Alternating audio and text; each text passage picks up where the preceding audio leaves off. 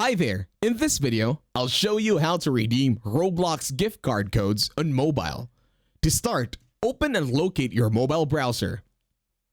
Once you're in your mobile browser, go to google.com and then search for Roblox Redeem. Now all you gotta do right now is wait for the search bar to load. It will take a few seconds. Now, if it does not work, you can go ahead and click on the tab and search manually for Roblox Redeem Code. And then on the first link, you will see roblox.com gift cards. And then tap on it.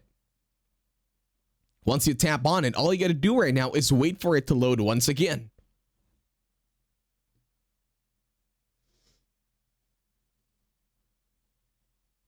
Alright, it will take a few seconds. Wait for it.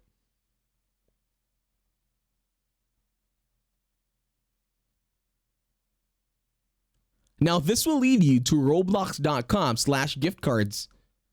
Once the website loads, all you gotta do is tap on the redeem button. And then type in there the redeem codes that you have. And that should be it. Your Robux should now be in your account. Thank you for watching. Don't forget to leave a like, share, and subscribe.